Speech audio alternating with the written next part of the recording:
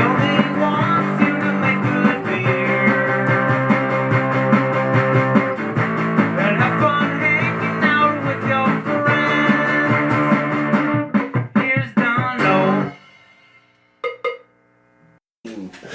What we have today is a rundown of beer sent to us from Scott out east, and we are doing Treehouse and Proclamation Ale Company. We have 5. We're gonna taste and do quick tasting notes. Chip and Joel are gonna help. Let's get into it. Quick notes on the Treehouse Hellas. What do you guys think? Wanderer, it is called. Is it any good? It's good. Yes, definitely. Do we like the light lagers? Malty, clean, crisp. Yeah. Very. You noted that we just had not that it's in this video, but we just had your version of this similar beer. We had my Hellas. We thought this one was off camera.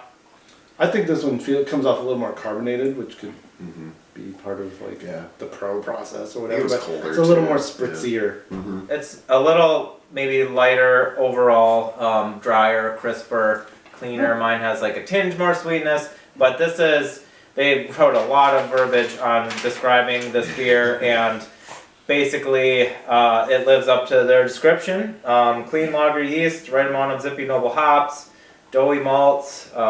It's very flavorful. Treehouse is known for a lot of their hoppy beers, but this beer is knocking it out of the park. But it's not light, like a light lager for sure. I mean, this has got some there's cereal strength. There's no adjuncts in it. It's all malt, I'm sure. Yeah, like if I was blind tasting this, I wouldn't mistake it for a pilsner or anything. It's definitely a Hellas and done really nicely. Yeah. I like it a lot. Really good job. And speaking of pilsner, we have a pilsner from Treehouse up next. So we have the Trail, it is called. German style pils, Treehouse. Second and last of the Treehouse beers. Also a lager, hand selected hops, etc., etc. More verbiage on this can. By the way, these labels are really cool. And I don't remember the other labels for the hoppier ones, but this has a real striking person on top of a exploring type vehicle, and it's called Wanderer. This one is what? What makes one striking? She or he is looking like it's looking for something with a purpose. They got maybe a cup of coffee. I want beer can art reviews from. And then this is kind of more like a psychedelic on an acid trip in the woods is what this is like. It's in mountains and it's all fuzzy and colorful and beautiful. Not like I would know. So I have heard. So I have heard. Trippy psychedelic will work. Is that for Beth? Oh. Way to go, Chip. No. I think this is the well, beer don't that put it back on the wants table in till that everybody's had it. That circumstance, should be the rule. All right, 2 beers in. We're good. Anyway, there's a lot in there. This beer is also very nice, clean. It's a little hazier than the other one for whatever reason. I don't know why that would be. Similar taste, maybe a little more bitter overall. We were thinking. Yeah, it's definitely lighter. I think it's on the light side for a pilsner, but it's like, I don't know, it's a very crushable beer and has a really nice like German hop character definitely going on. Yeah, I feel like it's well carbonated as well, and also has a nice bitter finish. I think both of these last two did a good job of like making the finish pretty bitter and almost not really dry because the body's still there, but dry-ish. Right, this one might not have the caramel and Munich malts that the other one was mentioned that it had. So a Hellas is supposed to be on average a slightly maltier beer, slightly less bitter mess. This German Pils is normally going to be a little bit more bitter, and I mean, I think that's what we're drinking here. I'm a little confused why it's not clear when the other one was. I mean, even yours was the first pour. Well, then you just did that in there, but it wasn't even it has some of that clear. like lupulin-y, pollen-y looking. So maybe they just don't. I think that's the yeast, but it's also very good. Yeah, it's great. It's another example of a craft brewery making really delicious lagers. Good stuff. Well done. Onward to the next brewery. So now we're switching to Proclamation Brewing Company from Warwick, Rhode Island, or Warwick. I don't know how to pronounce it. We have straight out of Oakville, oak aged grisette. We've been looking up information on this. There's not a lot of information. It does say oak aged grisette style right on the can. Very cool labels starting off here too with the records. It says stereo, mono. There's a turntable arm. Very stylized. 5.8% sour grisette. What you guys think? Like it a I lot. like it a lot. Yeah. It's like a little tart, little funky, little saison-y, Yep. but also Yeah. kind of like just has some meat on the bones. Totally, For yeah. being a smallish beer. Yeah, the oak is really like nicely pronounced, not overstated. There's a little bit of oak character. It's refreshing. It is one of those interesting kind of beers that people will buy and drink now, whereas you wouldn't have easily found beers like this being made 10 years ago maybe, or longer ago. I think this is my first beer ever from Proclamation. We have two more. It's got like that acidic, tart, really bite on your middle tongue Yeah. after it goes away. That you're like, oh my gosh. Mm-hmm. It's a little numbing slightly. Yeah. It's interesting. Would you guys characterize this as an entry-level sour or slightly more advanced? I mean, how do you rate the level of sourness on this one? It's decent. I mean, and it's not a fruity sourness at all. Mhm. And I think that's Fruity kind of the- sourness? I think it's that's not. It's not a fruity Like sourness. what? Like what though? well, that's like, Like a fruited sour, and I feel like those are kind of the real Oh, like a gateway cherry ones to like lambic get or- people into sour Yeah, beverages. So this where is the like sour comes in tandem with like Maybe juice. that's why I yeah, exactly. So this is like a next level like complexity on that, and that's what I prefer at this point. So I'm super into it. It's nice and It's just a drinkable. golden beer that has Yeah. a reasonable amount of sourness. Yeah, but as demonstrated by my empty glass, it's like super drinkable. Like I just want to drink a lot of that. Yeah, this has like a good bit of like lactic kind Yeah. of whiff and flavor to it. I don't know if that's from a lactic, Mhm. an acidic malt of some sort, or an actual lacto pitch, I guess would be Right. maybe, Possibly. We don't know a lot about this beer. or Well, the they- style. they I made would it. like I to think learn more about yeah. it. I want to look it up and maybe brew this for summer. I could totally see drinking this on a hot summer. Because people are making a lot of Berliner Weiss. Yep. They're So making a lot of this kettle seems- sour beers. This seems along the lines of a Berliner Weiss, but like took a funky left somewhere. Yeah, Um, totally. I That's like Charlie. great. I'm super. All right, well done.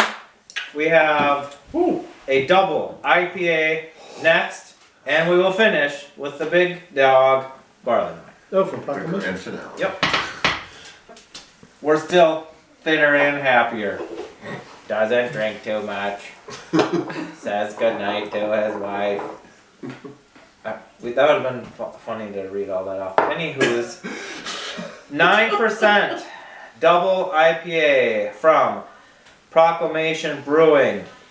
Southern Passion is a actual hop variety that these guys told me about. I did not know that that was the case, but it's in capital letters. From South Africa and Comet So and it's a Azaka. proper noun. Right. Proper. Comet and Azaka, and then they tell you what you're supposed to taste in the beer. But we were talking, so many of these New England hazy IPAs are very similar to this, and this to me is a great example of that style of beer that so many people are trying to make at home. They're trying to make in their Midwest breweries with more or less success than other times. Excuse me. Carbonation. Trim clip. What do you guys think of this? Yeah, have you had many of these ones from New England? No, not really. Definitely Okay. not from New England. I've more so just had the locals, Mm-hmm. upper Midwest stuff. What do you think of a beer like this? It's not usually what I go for. Mm-hmm. This one, like, I can't decide if it's sweet or not. It's just so, like, I think that my palate is so confused about these kinds of beers where I've had so many that are sweet and they just have this, I don't know, confusing flavor to it that I'm just not used to. It's such a unique style that, with just how they make it, I don't know. It's juiced up so strong Yeah, with exactly. hop flavor and aroma, Uh-huh. and there's some bitterness, Mhm. but then it has such this juicy malt character that Right. people like these beers because they're not bitter West Coast or traditional Right. strong. You know, think of your double IPA from 10 years ago or whatever it would be, just more bitter. Yeah. You know, cleaner, like physically cleaner and more of a punch. I mean, there were some bitter ass, double and triple IPAs that you would get, and these are just like, I always say it's hop juice. It's like orange juice, except it's hop juice. It has all this really strong flavor, really nice aroma. Well, they put a lot of oats in it typically, right? Like a lot of wheat, oats, things that'll like thicken up the mouthfeel. They might. I think that's kind of part of what lends to that, like. I don't know if it's a given. Thickness, juiciness, kind of. Not like orange juice pulp, but like almost that kind of like thickness and viscosity. Sure. I don't know. Yeah, I don't think it. I mean, I don't know how they attenuate either, but they use certain yeast strains too that give it more residual kind of body and character and flavor. But yeah, this is the kind of beer that we have had from Treehouse more traditionally when we've been sent them. Chip and I, and also Trillium makes really good beers too of this variety. But yeah, there's nothing wrong with this beer. It's if you want a hazy, big New England IPA, ding ding. I mean, there you go. That's what they have produced. It's a Southern Passion South African bred aroma hop, whose pedigree is a diploid seedling originating from Zotz and Hallertauer crossing. You're a diploid. The aroma profile includes passion fruit, guava, red berries, melon, grapefruit, calendula. Okay. They specifically say it's an aroma hop, which is interesting. They might have used it that way in this beer. They don't tell us what they used the hops at what point. But it's yummy. It's going. I mean, it's 2 for 2 from Proclamation, and we have one more. Let's do it. Whew. My body is ready. We do this for you, the fans. We got so many empty beer cans. We're rolling. We have completed the mission. In the glass is the floor is Barleywine style beer, 12% from Proclamation.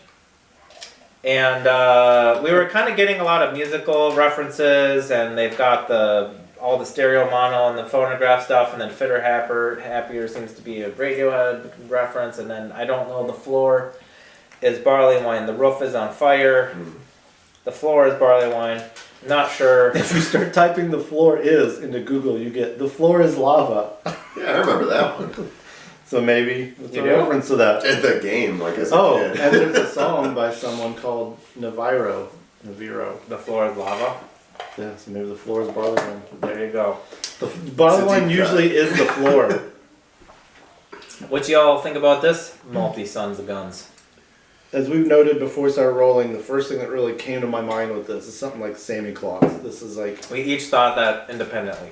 extremely malt forward, big, toffee, syrupy, All that. mega malt, like almost like a quadruple Bach. Almost like a unfermented wort sample.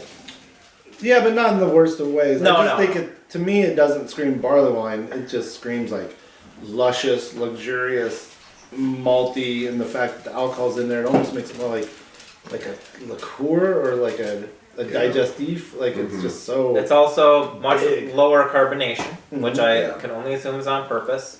And it's so rich and malty right now that we were talking, if you were to age it at all, and if it was to get oxidized at all, it would not be that good.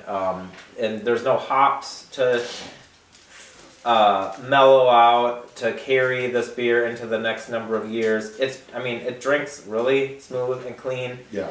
And it's yummy. And I wonder if we would not know, and I was wondering this for you, if you would not be familiar with Santa Claus, if you would not have that rolling around in your head as a comparison, because it is like this Probably not. Doppelbock, triple, quadruple Bach, or whatever kind of a beer. If I didn't have that one Santa is. Claus as a reference, I like uneducatedly would have thought that this is like a way under hopped barley wine. Or it kind of. But I mean, English barley wines aren't extremely hopped. I mean, there are barley wines that aren't, but this is like kind of barley wine plus. It's more like a Doppelbock Yeah, style as far as the hop rate and how much sweetness there is. yeah. It is well made and a yummy beer, but this Dark is a fruit, sipper. big, We all muted. got Yeah. 4 ounces, and Yeah. you just don't. It's just a really sipper of a beer, but I mean, this brewery had this oak aged grisette, double IPA, and then now this multi barley wine. So Scott, thank you so much for sending those three, and also these really yummy Treehouse ones, and also your yummy homebrews, which I drank Before we got here? Yeah. No. And sent you notes on, and hopefully this was not too long and boring, but you know what? You can always hit stop, but I'm glad that you didn't. But hit that bell first. Subscribe and hit that bell. That bell? And then stop. Yeah. Cut it out. Alright, thank you guys for watching. Thank you guys for coming over. Thanks to my camera person off camera. And catch you later.